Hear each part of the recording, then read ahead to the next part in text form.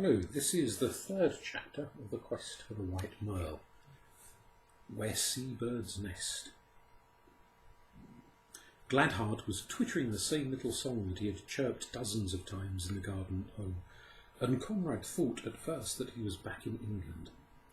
But his opening eyes fell on great hills and jagged precipices, instead of green fields with the woods beyond, and with a start he remembered the events of yesterday.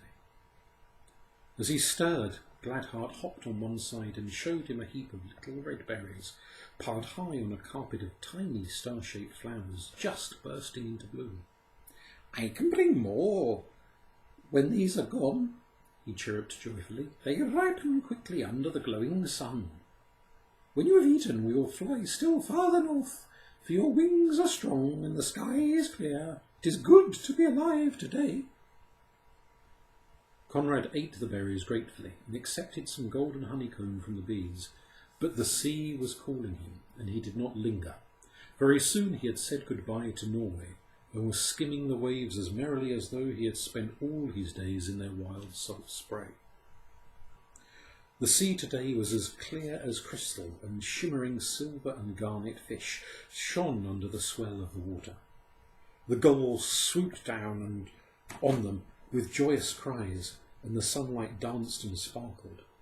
How splendid is flight, thought Conrad, while scanning eagerly every bird that passed in the hope of meeting the White Merle. Onward he flew, now high in the air, until the glittering waves were like a sheet of diamonds, and now low, riding almost upon the waves. As he went farther north, the sea grew very calm. It was bright as a polished mirror, and rose and sank with a gentle movement, like the deep breathing of some sleeping child. Transparent blocks of ice floated on the placid water. As these increased in number, the air grew crisp and cold. Flocks of large grey birds swam lazily between the ice floes, now and then rising in such dense clouds that Conrad had to fly very high to avoid them. "Those are fulmars," said Gladheart, who had learned a great deal while Conrad was sleeping. "The gulls besides them are kittiwakes, and glaucous gulls or burgomasters. They follow vessels in these Arctic seas for days at a time, swarming round the rigging and fighting for any scraps that the sailors may throw them." As he was speaking, Conrad sighted a ship, the first he had seen in the Arctic Ocean. It was valiantly making its way through the narrow channel left by the ice, and clouds of birds surrounded it. Conrad lingered a while to watch them, and a man who was slowly pacing the deck, a telescope under his arm, gazed at him in surprise. He seemed to be wondering what sort of a bird this was that flew so high and had such a queer-shaped head. Adjusting his telescope, he peered through it for some time, at last calling another man to his side. "They think I'm a new kind of hawk," laughed Conrad. "I'm glad they have no gun." What was that? A sharp report and the heavy fall of a gull that had been in line with himself showed that he had spoken too soon. In great alarm, he increased the speed of his flight and was lost to sight before the captain could fire again. And in the logbook of the good ship Stormy Petrel, there is an account of a wonderful bird whose powers of flight excel those of any species known. Conrad flew on, until at last he reached a group of rugged and mountainous islands girt with snow. While still some distance off, he heard the discordant cries of the little auks that bred in large numbers on the slopes of the ice-bound mountains of Spitzbergen, which stretched down to the sea. Majestic glaciers raised their rugged peaks, their dull grey sides gleaming into splendour as the sunlight flashed upon them, and frozen crystals of snow reflected the beautiful colouring from rock to rock. In spite of their glitter, the land looked very desolate, and Conrad was loath to furl his wings. The little auks almost deafened him with their shrill screams.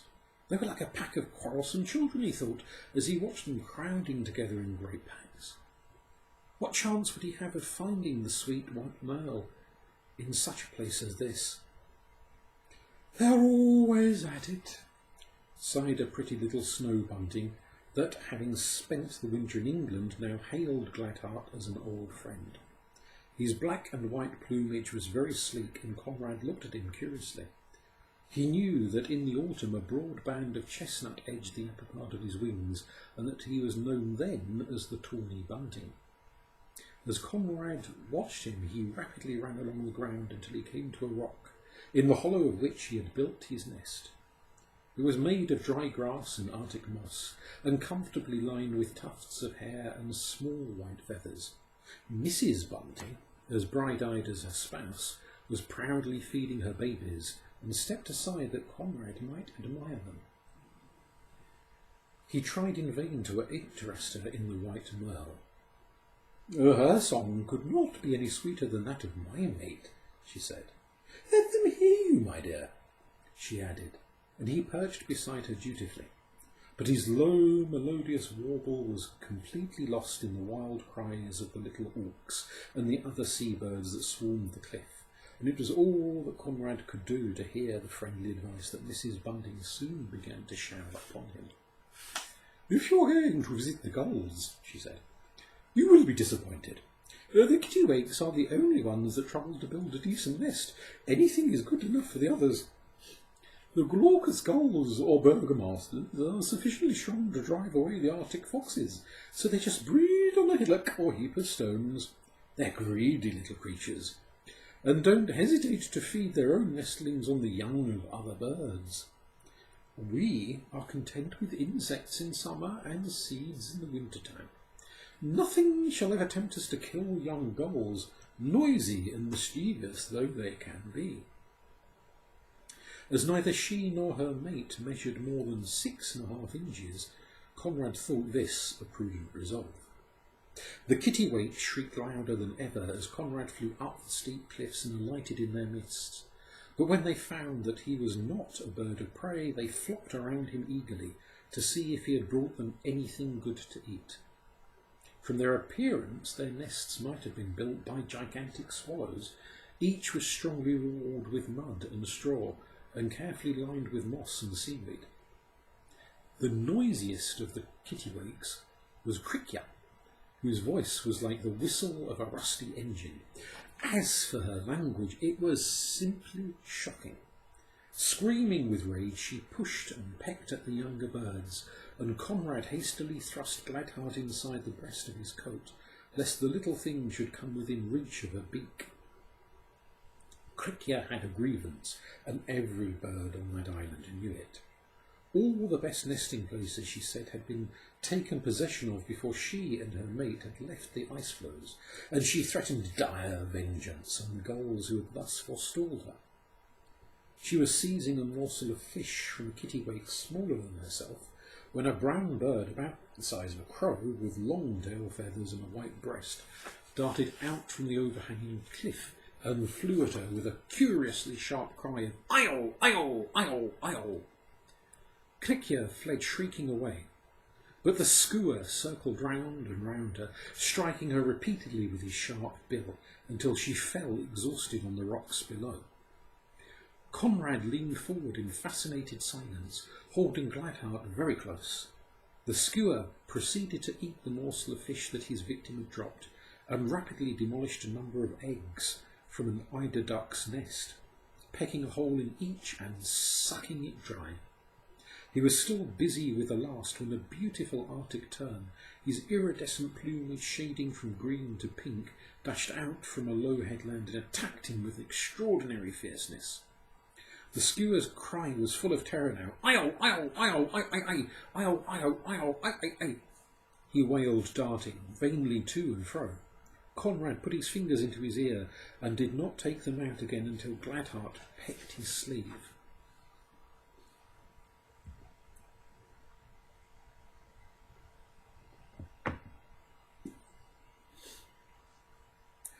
"On the shores below are many nests of the eider ducks," the robin was saying as if nothing had happened.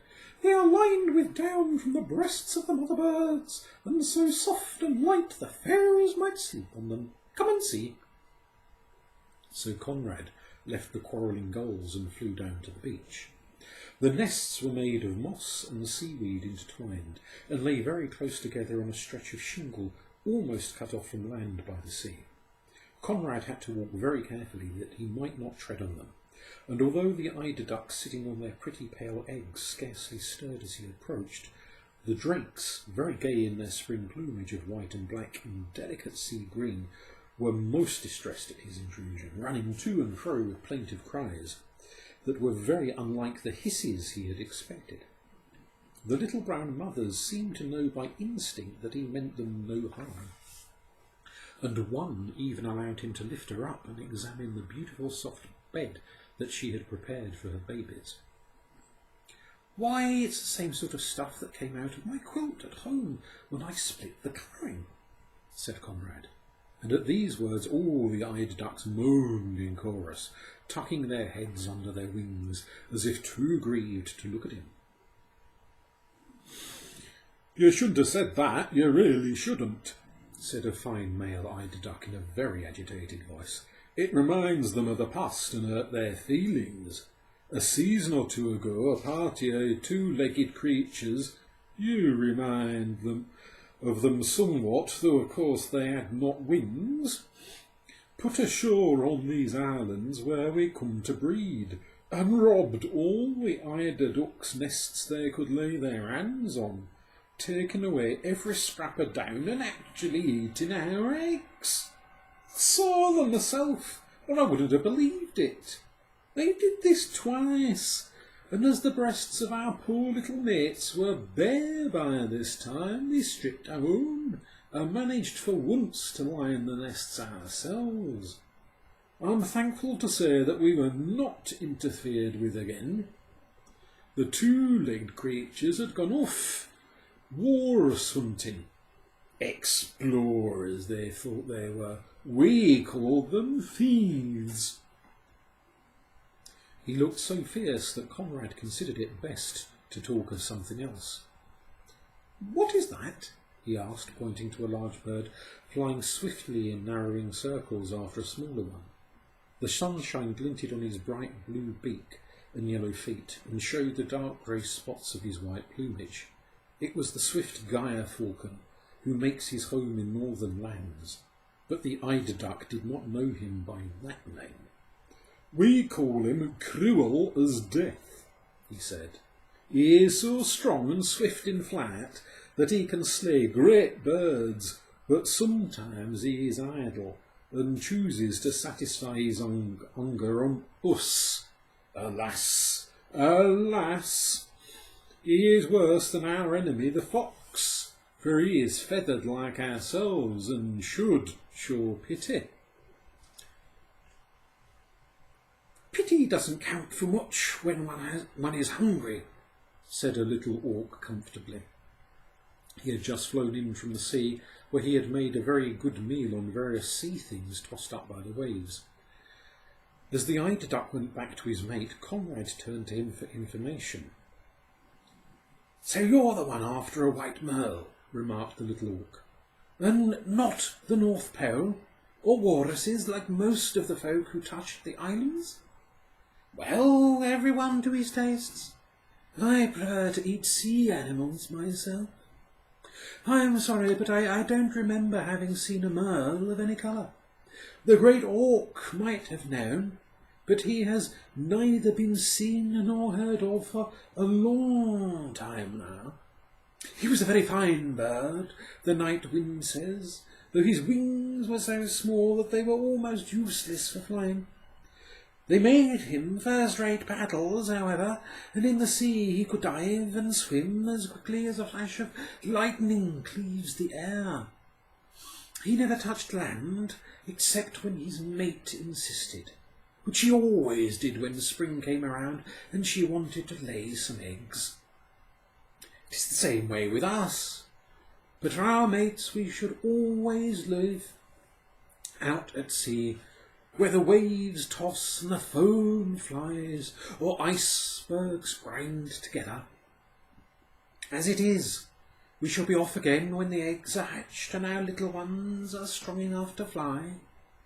You are fortunate to have met me, for little auks are the real sea kings, as we are so often called. The little auk was only 9 inches in length, from the tip of his short, broad beak to the end of his tail. But he puffed himself out to a great size as he offered to conduct Conrad over the islands. He had already discarded his white winter waistcoat for one of jet black, and bustled about like a country squire, anxious to do the honours of his estate. "Let me show you round," he said hospitably. "I can spare you several minutes, and our peaks are very fine." He pointed out with all the pride of ownership the sharp needle-like points, some of which were nearly 5,000 feet in height. They were most wonderful to behold in their shimmering veil of snow, and Conrad remembered having heard at school that it was these very peaks that had given the islands their name.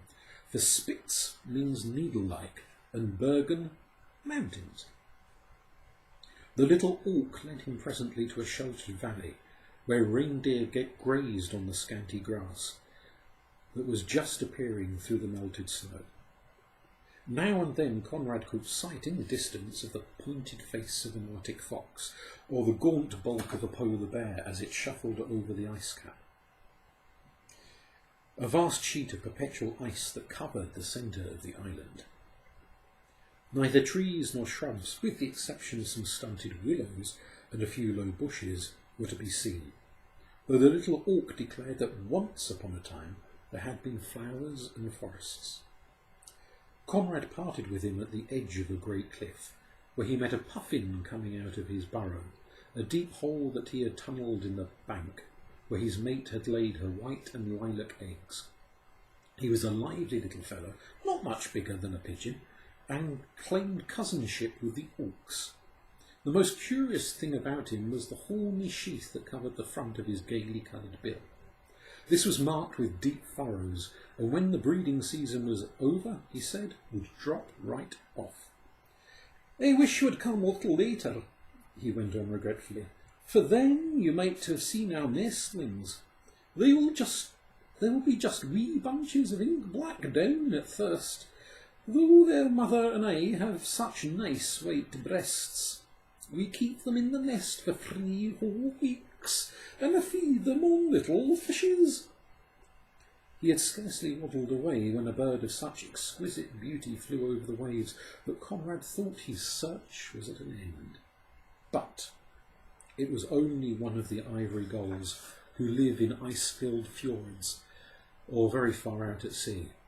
Their nesting places no man knows.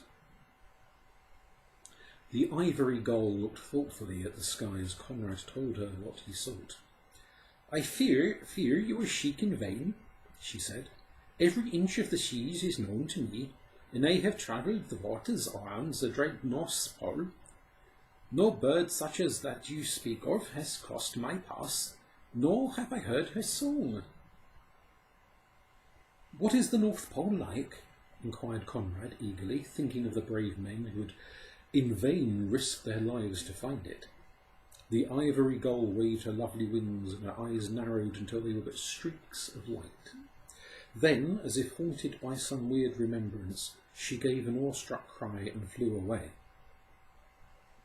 "I don't think we shall find the White Merle here," said Conrad sorrowfully next morning. He had spent the night on a rocky ledge at the invitation of the little auks, but they had scrambled over him so roughly and pecked at him so often by mistake that he did not feel inclined to prolong his visit. "I should try Gooseland," hooted a snowy owl, intent on something small and brown that her lambent eyes had sighted beneath her. Conrad was sorry she would not stay to talk to him, for, although of course much more magnificent than Barney, she reminded him of his old friend. Gooseland, a bunting told him, was on the island of Nova Zembla, and though he more than half guessed that the snowy owl had been making fun of him, he decided to do as she said. He had much respect for an owl's advice, and never forgot to whom he owed his wings.